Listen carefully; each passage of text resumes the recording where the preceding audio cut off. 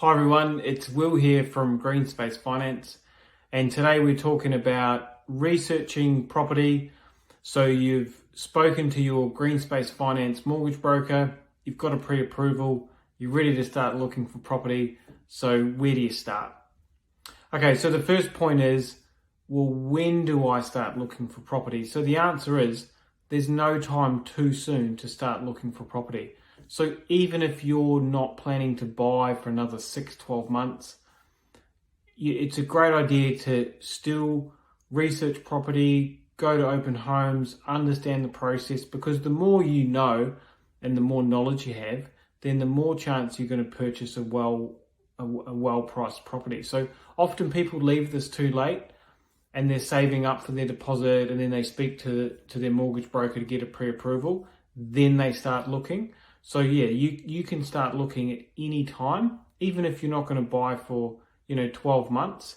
You're best just to understand what's happening in that suburb. What roughly does a house sell for? How long are they on the market for? What's the main real estate agents in the area? So there's no time too soon. Okay, so when you're looking at a property, there's sort of a list of components that, go together and make the value.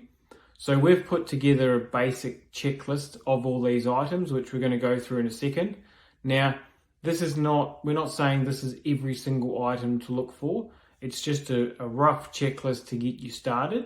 But obviously we recommend that you can do your own research and research, all the aspects of the property.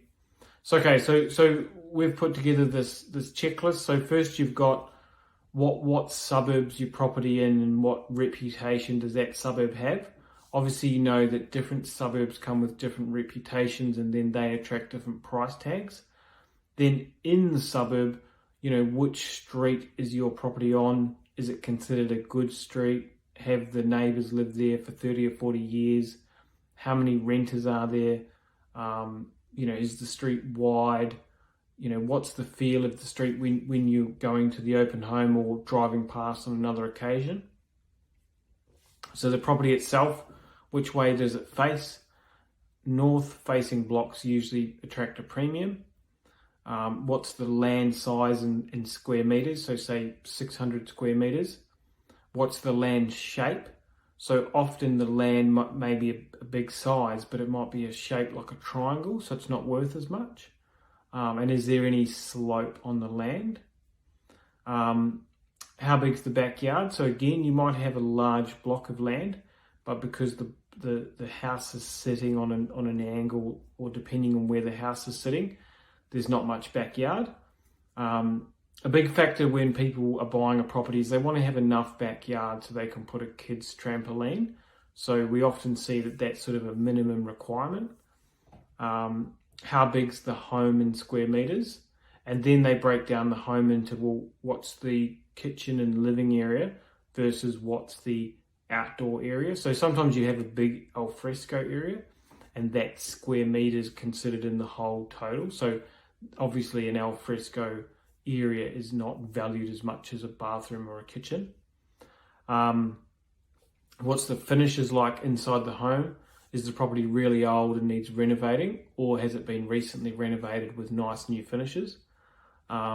Is there any large costing items in the home? This is something that I personally look for. So say you look at a property and they've just put in a brand new ColourBond fence and a brand new shed. I mean, to put those in could cost you, 50 or 70 grand. So that's something that often sort of gets overlooked in the value of the property. Does the property have any views?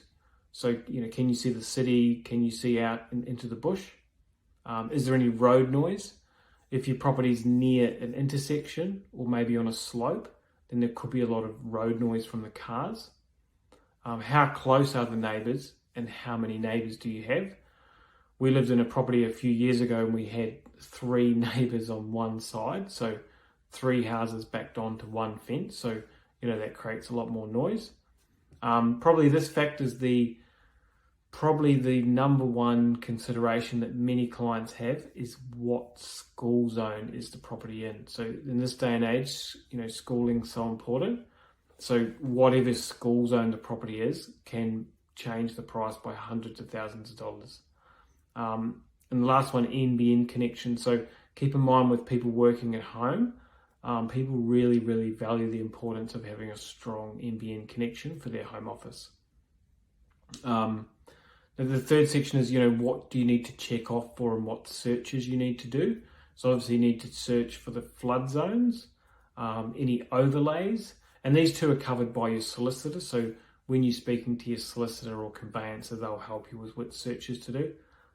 Then you've got the building and pest, which there should be a clause in your contract when you make an offer for the building and pest. And then obviously what repairs need doing on the property.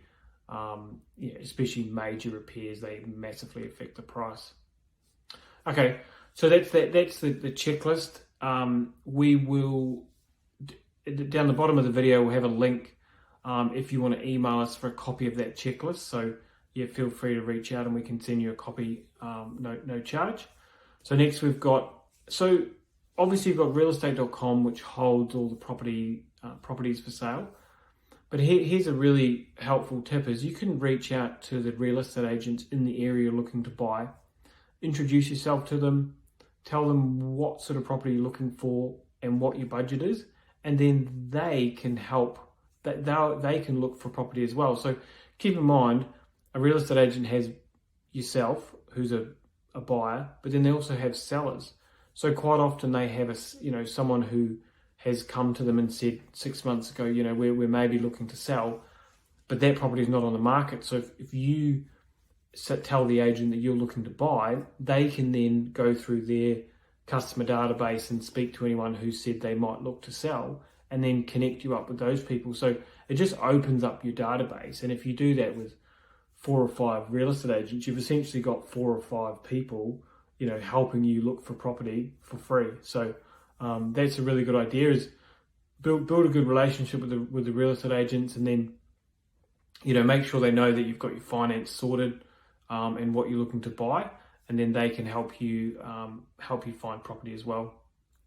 One of the best ways to understand what's happening in the market is just to go to open homes. So there's so much misinformation in the media with house prices speeding up, slowing down. If you watch one of the major news channels, you get a headache because every night's changing. So the best way is, go to open homes. If there's no one there, or if there's 20 people lined up down the street, you'll start to get an understanding of how busy that market is. Now, obviously, it always goes the same saying, is that every real estate agent you do speak to, you just need to be careful with what they say. Obviously, their job is to try and sell the property. So the aim of the game for them is to create urgency. So they will sometimes tell you, make it out that there's more people interested. So just make sure that, you make your decisions at home in a calm space where you can think properly. Don't make any rash decisions. And if a real estate agent does say, there's 10 people interested and we've had 10 offers, you just don't know. It could be true or it could be made up. So you just need to be careful with, basing your decisions on what a real estate agent has told you. Sometimes it can be true, sometimes it's not. So just be careful with that. So a philosophy that I have personally is buy for potential. So say for instance you're in a suburb and you see a property that's sold for 1.2 million, 600 square meter block, and it's a really nice house. It's 4 bedrooms, 2 bathrooms, and a swimming pool. So then when I say buy for potential, you're looking for a house for sale, 600 square meters, 4 bedrooms, 2 bathrooms, and a swimming pool, but is a lot more run down. So it needs painting and renovating and carpets and things like that. But you know that if you renovate the internal of the home, then you're hopefully going to be on par with that property that sold for 1.2 million. So you're looking for those properties that you believe's got the potential to get to that point. And obviously that's where people sometimes go wrong, is they'll see another property that's 400 square meters, but it looks nice inside, and they'll buy that one. But obviously there's no real potential there because it's a smaller block of land and you can't renovate the house because it's already been renovated. So That's what we mean by buying for potential.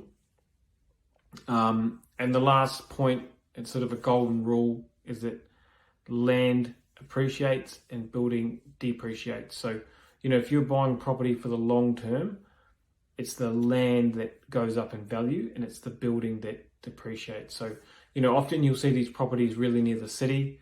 They're completely run down. They might rent for, a couple of $100 a week, but the land is worth, a couple of million. So you think when they were purchased 50 years ago, it's all about the land value. So it's the land that appreciates and the building that depreciates. So anyway, thanks for your time, everyone. See you next time.